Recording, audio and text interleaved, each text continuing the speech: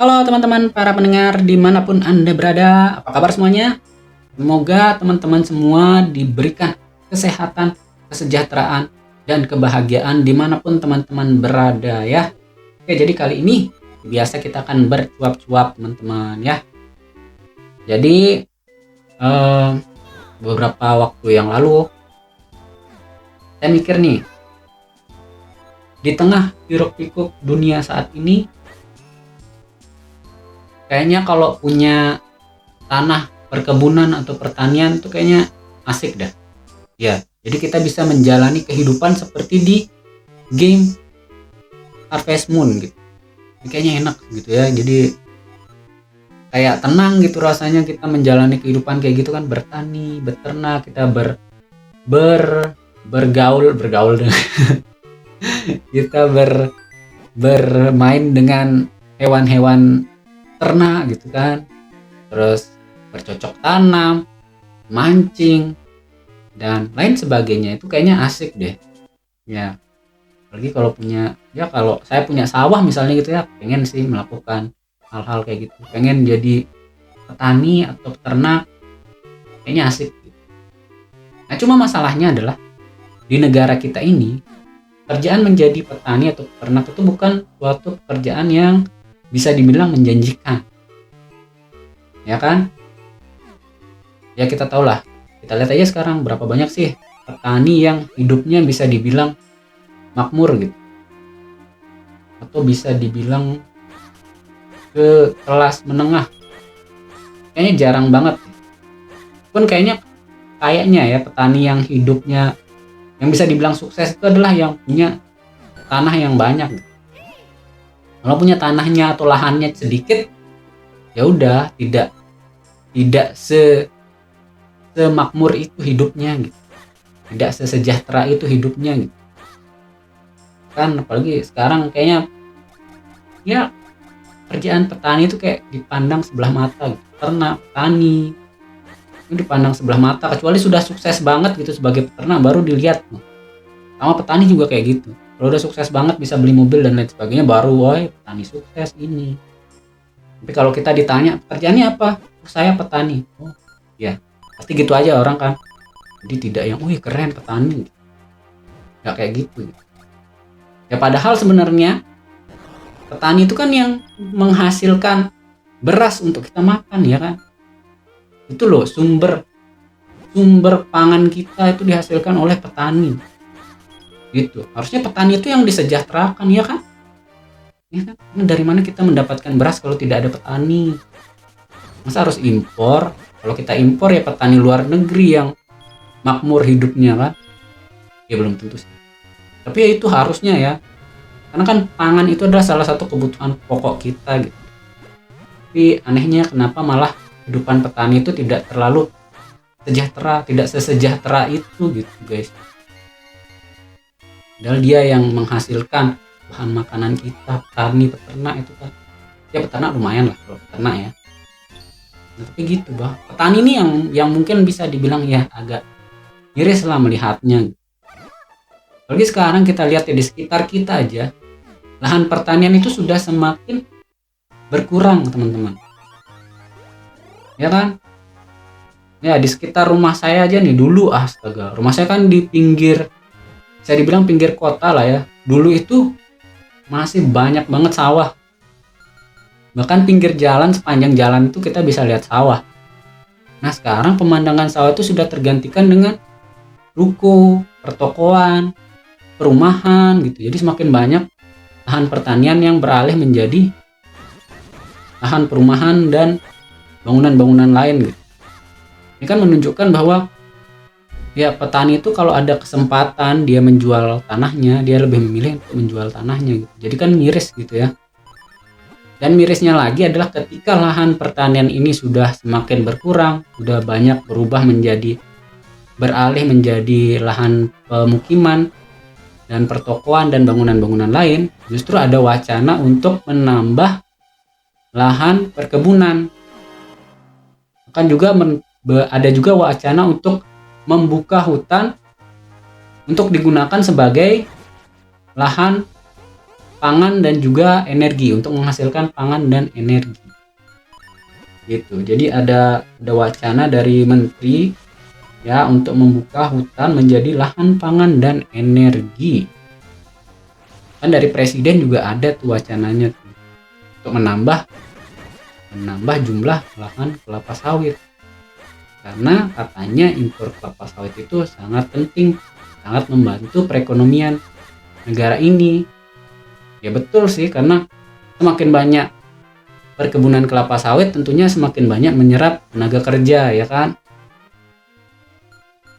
Nah, tapi apakah menambah jumlah lahan kelapa sawit ini kemudian mengorbankan hutan? Apakah itu sepadan dengan dampak lingkungan yang mungkin muncul? Ya kan, karena wacana ini tentunya menimbulkan pro dan kontra. Pro-nya seperti yang saya bilang tadi, menambah lahan perkebunan itu tentunya akan nanti membuka lapangan pekerjaan karena akan menyerap banyak tenaga kerja. Nah, tapi kontranya adalah untuk membuka ini kan berarti ada hutan yang perlu dikorbankan gitu. Ya kan, untuk membuka lahan ini tentunya ada hutan, ada areal hutan atau areal yang belum terjamah yang harus dikorbankan. Itu kan. Apakah nanti hasilnya sepadan, apakah tidak akan menimbulkan dampak lingkungan, kan itu yang ditakutkan orang, ya kan. Ya walaupun sebenarnya ya pembenarannya adalah hutan itu kan pohon, ya kan. Perkebunan sawit, kelapa sawit itu juga pohon. Gitu. Pohon menyerap CO2 dan menghasilkan oksigen. Karena si kelapa sawit ini juga pohon dan dia punya daun, maka dia bisa berfotosintesis. Jadi dia bisa menyerap CO2 dan menghasilkan oksigen juga. Jadi kita tidak perlu takut yang namanya deforestasi. Karena pohon yang dibabat akan digantikan dengan pohon juga. Jadi tetap bisa menghasilkan oksigen. Sangat bagus sekali ya. Pendapat itu sangat benar dan bagus. Sangat bagus, tapi belum tentu benar. Kan? Oke, benar karena dia sama-sama pohon. Tapi apakah perkebunan kelapa sawit ini nantinya bisa menggantikan fungsi hutan yang lain? Gitu. Karena fungsi hutan kan tidak cuma untuk menyerap CO2 dan menghasilkan oksigen, ya kan? Fungsi hutan itu ada banyak. Ya, ada banyak sekali fungsi ekologis hutan.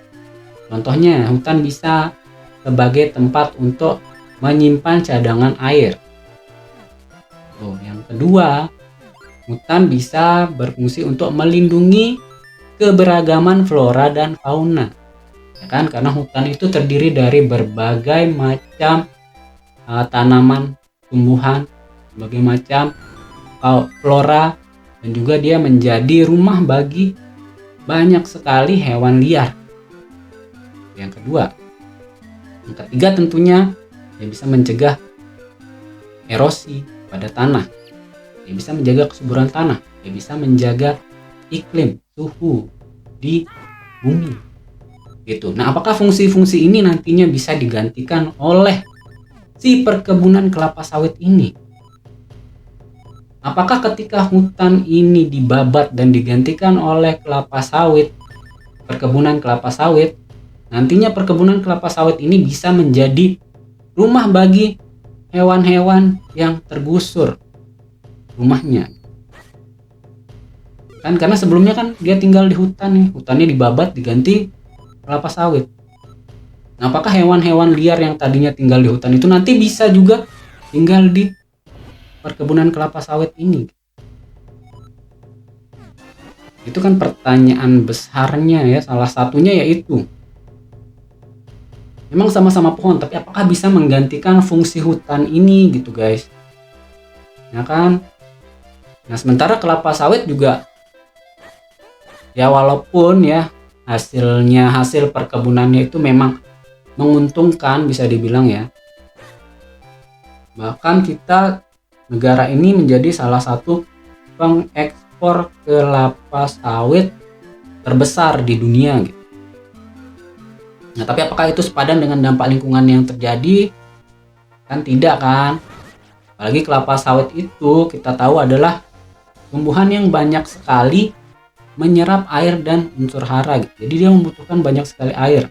Yang artinya di lahan perkebunan kelapa sawit itu tidak bisa dijadikan sebagai suatu tempat untuk menampung cadangan air. Ya, karena cadangan airnya atau air yang ada di sana pasti akan dihabiskan oleh si kelapa sawit itu. Ya, belum lagi dampak lingkungan yang lain. Perkebunan itu kan pasti harus dijaga kualitasnya gitu. Kualitas tanamannya harus dijaga. Maka perlu adanya pestisida, insektisida, herbisida dan lain sebagainya untuk mencegah hama, ya kan? Nah, penggunaan pestisida, herbisida, insektisida ini tentunya akan juga menimbulkan dampak lingkungan seperti pencemaran. Itu lagi salah satunya. Kemudian karena dia menyerap unsur hara yang banyak, dia juga bisa mengurangi kesuburan tanah. Gitu. Jadi banyak juga dampak negatifnya nih. Meskipun dampak positifnya ada, tapi dampak negatifnya juga ada nih. Dan yang terutama seperti yang tadi berkali-kali saya bilang, bahwa di perkebunan kelapa sawit ini tentunya tidak akan bisa menggantikan peran atau fungsi ekologi dari hutan alami. Gitu guys. Ya, jadi jangan sampai karena kita ingin untung, justru malah dampaknya sangat merugikan di masa depan gitu. Jangan sampai kita pengen untung tapi malah mengorbankan generasi-generasi kita, generasi-generasi penerus kita gitu. Karena kan sekarang mungkin kita nggak ngerasain ya, sama kayak orang-orang yang dulu hidup mungkin 100 tahun yang lalu, 200 tahun yang lalu ketika revolusi industri, kan mereka banyak membuat mesin-mesin dan lain sebagainya. Itu kan mereka nggak memikirkan gitu ke depannya akan jadi seperti ini. Bahkan sekarang kita lihat dampaknya adalah ya ini, pemanasan global terjadi di mana-mana. Mana-mana jelas lah di mana-mana namanya udah pemanasan global.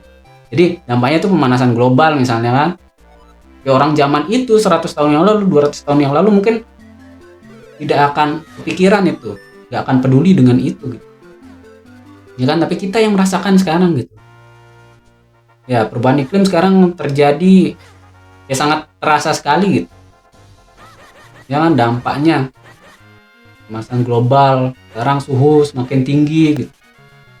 Sering terjadi bencana dan lain sebagainya, ya kan, angin topan, hujan angin, banjir, hujannya tidak sesuai kayak dulu musimnya, ya kan, kayak gitu. Kita yang merasakan dampaknya gitu.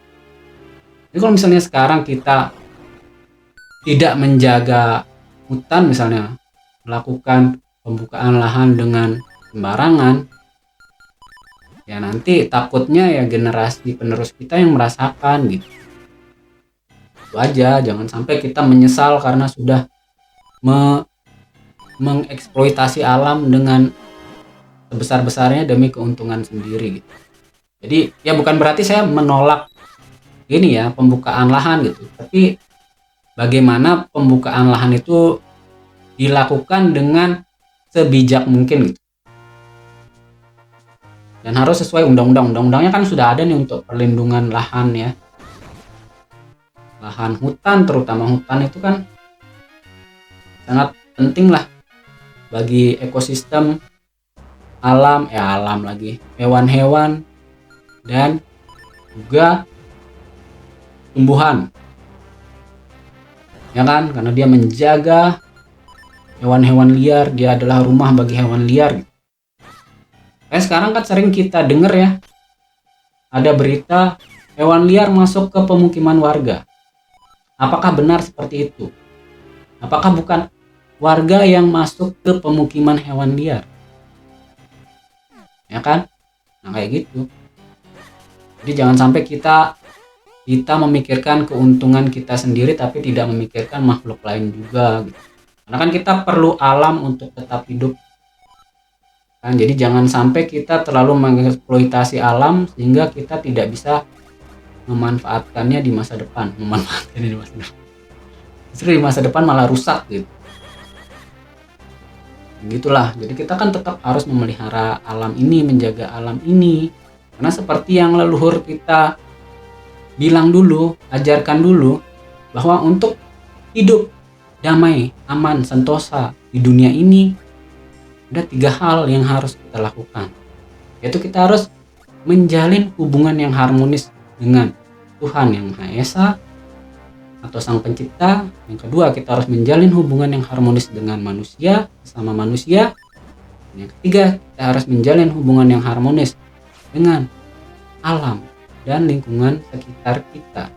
Jadi 3-tiganya harus dilakukan nih. Kita harus menjalin hubungan yang harmonis dengan Tuhan, dengan sesama manusia, dan juga dengan alam dan lingkungan. Jadi kalau kita misalnya harmonisnya sama Tuhan aja, sama manusia tidak harmonis, ya nanti terjadi perang gitu kan. Kita cuma menjalin hubungan yang harmonis dengan Tuhan. Kita berdoa aja gitu. Tuhan, semoga jangan banjir gitu. Tolong jangan banjir di sini di daerah saya. Kita minta kepada Tuhan untuk tidak membuat banjir. Supaya tidak banjir, tapi kita malah menebang hutan sembarangan. Terus sungai dijadikan tempat sampah. Bukan mau kita berdoa sekeras apapun kepada Tuhan, ya tetap akan banjir gitu. Jadi kita harus menjalin hubungan yang harmonis dengan 3 ini gitu. Dengan Tuhan, dengan sesama manusia, dan juga dengan lingkungan. Jangan sampai demi keuntungan pribadi kita melupakan lingkungan ini gitu. Kan kita tidak peduli dengan hewan gitu. Jangan sampai kita tidak peduli dengan hewan-hewan liar gitu guys. Karena kasihan juga hewan liar kan, kita ambil tempatnya gitu. Nah itu mungkin ya. Jadi kayaknya nih semakin banyak manusia, justru populasi makhluk hidup lain semakin berkurang, ya nggak sih guys? Nggak tahu, tiba-tiba kepikiran gitu dah. Ya kan, jadi karena manusia semakin banyak nih, banyak perlu tempat tinggal, akhirnya dia menggusur hewan lain, membunuh hewan lain, membunuh makhluk lain seperti pohon dan lain sebagainya gitu. Tapi pernah nggak sih teman-teman bayangkan seandainya hari ini manusia itu punah gitu guys, apa yang kira-kira terjadi? Pasti populasi tumbuhan dan hewan itu semakin banyak ya kan. Kalau manusia tiba-tiba tidak ada, menghilang dari dunia ini gitu. Pasti populasi tumbuhan dan hewan yang semakin banyak. Dan pernah nggak teman-teman memikirkan kalau misalnya manusia itu punah, apakah bumi akan tetap berputar? Kan? Mau manusia itu punah, menurut saya bumi akan tetap berputar gitu guys. Tapi ketika bumi ini hancur, ya manusia juga ikut hancur gitu. Ya, jadi kita tidak bisa hidup tanpa bumi ini, tidak bisa hidup tanpa alam ini gitu. Makanya kita harus menjaga kelestarian alam gitu teman-temannya. Ya, jadi kalaupun misalnya ini kebijakannya memang terlaksana, ya semoga dijalankan dengan sebijak mungkin, jangan sampai merusak lingkungan, jangan sampai merusak hutan.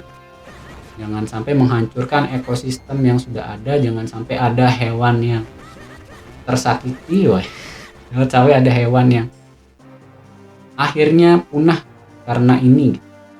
Itu aja sih ya, agak ngalor ngidur omongan saya nih. Itulah, nah itulah namanya juga cuap-cuap guys.